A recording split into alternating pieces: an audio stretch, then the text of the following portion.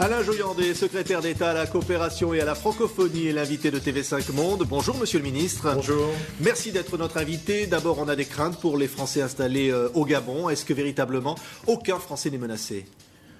Au moment où nous nous exprimons, la situation est plutôt calme et la situation s'améliore d'heure en heure. Lundi, le lycée français à Libreville ouvrira ses portes normalement. Les écoliers vont à l'école normalement. La liaison aérienne entre Libreville et Port-Gentil a été rétablie. Donc, les nouvelles sont plutôt rassurantes. Oui. Est-ce que vous pensez que les liaisons aériennes vont pouvoir reprendre rapidement? Écoutez, pour l'instant, c'est ce qui est en train de se faire.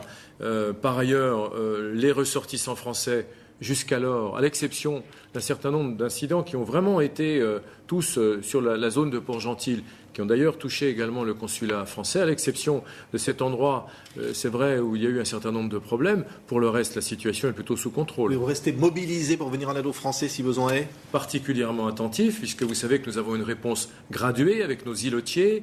Et donc, en fonction de la situation, eh bien, nous prenons un certain nombre de décisions avec le centre de crise du Quai d'Orsay. Pour l'heure, nous avons une mesure de confinement, c'est-à-dire que nos ressortissants sont encouragés à rester à leur domicile et à se tenir informés. Mais je crois que petit à petit, la situation se régularise. Ce que je voudrais dire, c'est que cette élection, au fond, s'est plutôt bien passée. Depuis le début, les institutions ont été respectées. Cette élection s'est déroulée. C'est pas l'avis de l'opposition ou des candidats malheureux qui disent que cette élection est truquée? Oui, mais même si ces candidats malheureux ne sont pas satisfaits des résultats de cette élection, la France les encourage à déposer des recours devant la Cour constitutionnelle et de ne pas vouloir s'en prendre soit aux ressortissants français, soit aux intérêts français, parce qu'au fond, ce serait une méprise, ce serait un vrai quiproquo. La France, je le dis, je le répète, et vraiment, il n'y a aucune preuve possible du contraire. La France ne s'est pas du tout ingérée dans cette élection. Elle n'avait pas de candidat.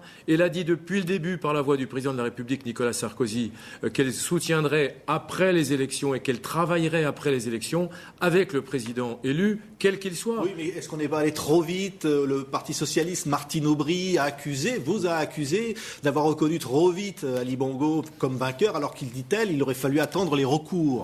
Elle dit qu'on est les seuls, la France est le seul à l'avoir fait. Est-ce qu'il devrait y avoir un pays au monde pour lequel on refuse de reconnaître l'élection d'un président de la République, y compris lorsque la Cour constitutionnelle, c'est-à-dire l'institution suprême de la nation, a validé les élections en question? La vérité, c'est que Mme Aubry n'a pas suivi le déroulement de ces opérations. Elle était empêtrée dans ces affaires de La Rochelle, et donc elle a fait une déclaration à l'emporte-pièce, comme d'habitude. D'ailleurs, qui est une déclaration qui se rapproche de ce que disent ceux qui s'en prennent aux intérêts français. Ça veut dire qu'elle en rajoute, qu'elle remet de l'huile sur le feu, et qu'en quelque sorte, nous appelons à l'apaisement, nous appelons au calme, et elle dit la même chose que ceux qui appellent aux incidents. Vous dites que les déclarations de Mme Aubry auraient pu finalement occasionner des problèmes pour les Français installés sur place? En tout cas, c'est très maladroit.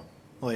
Alors évidemment, il y a cette situation de la France-Afrique, parce que si on accuse aujourd'hui la France finalement d'intervenir dans ce pays, c'est parce qu'il y a eu 41 ans de régime avec Omar Bongo. Est-ce que, comme l'a dit un avocat qui s'est dit proche de Nicolas Sarkozy, le Robert Bourgi, ça arrange la France finalement que Ali Bongo soit élu? Ça n'a pas à arranger ou ne pas arranger la France. Ce qui arrange la France et la communauté internationale, c'est que partout en Afrique, les institutions démocratiques des États soient respectées. Et qu'on le veuille ou non, lorsque le président Bongo est décédé, les institutions ont fonctionné depuis l'article 13. Une présidente par intérim a été mise en place, un nouveau gouvernement, des élections convoquées dans les délais légaux et le déroulement d'un scrutin que la communauté internationale elle-même a jugé satisfaisant en disant qu'il ne pouvait pas y avoir de fraude massive. Alors je sais bien qu'un certain nombre de personnes n'auraient pas voulu que ce soit le fils qui succède à son père. Mais au nom de quoi le fils n'aurait pas le droit de succéder à son père à partir du moment où il se soumet au scrutin des Gabonaises et des Gabonais? Oui. Donc aujourd'hui, vous êtes prêt à rencontrer Ali Bongo et la France est prête à travailler avec lui? Avant les élections, nous avons dit que nous travaillerions avec le président élu. Eh bien, c'est ce que nous allons faire avec cette élection qui s'est déroulée selon les observateurs internationaux dans des conditions quasiment normales. Qui permettrait de dire que la France-Afrique ou des pratiques qu'on a appelées la France-Afrique n'auront plus lieu? Les intérêts de la France dans ce pays sont quand même importants. Oui, mais vous savez bien que le président Sarkozy a tracé une nouvelle voie. Les accords de défense vont être renégociés, y compris au Gabon, des accords qui ne seront plus secrets, qui vont passer devant le Parlement. Rien que ça, c'est la fin d'un système, c'est la fin d'une époque. La coopération est complètement réorientée vers le développement économique.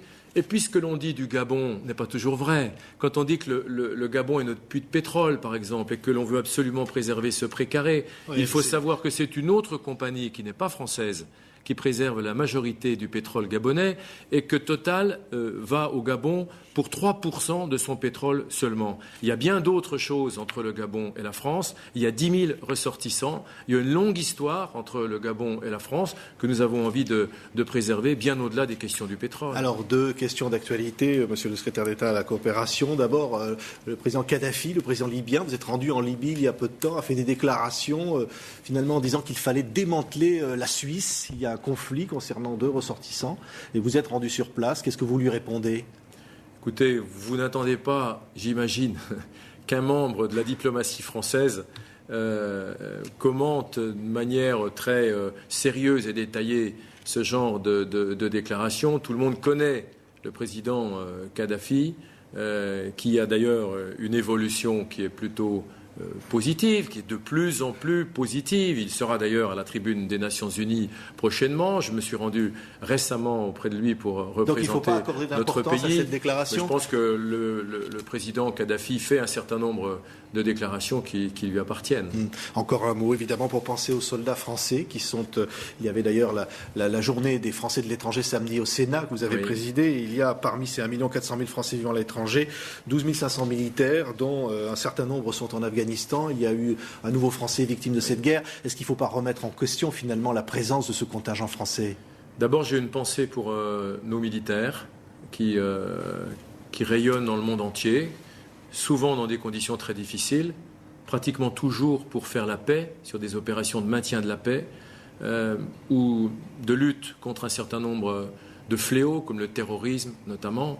J'ai donc une pensée vraiment pour eux, pour leurs familles, et tout particulièrement pour ces militaires qui portent à 31 le nombre de militaires français ça n'implique pas d'ouvrir un vrai débat. Mais je pense franchement que ça ne mérite pas un grand débat, parce que l'enjeu en Afghanistan est tellement important pour l'ensemble du monde que je ne pense pas que nous puissions remettre en cause notre présence en Afghanistan. Le président de la République l'a dit à très juste titre, il se joue là-bas vraiment une partie excessivement serrée entre le terrorisme mondial qui trouve ses racines dans cette région du monde, ou bien la communauté internationale reste soudée pour convaincre l'ensemble de nos opinions qu'il faut être là-bas, parce qu'il faut combattre ce terrorisme là-bas, autrement il viendra chez nous. Vous savez, je m'occupe beaucoup de l'Afrique, je vois ce qui se passe en Afrique, notamment dans la région du Sahel, et pour cela d'ailleurs nous avons besoin du président Kadhafi et de la Libye.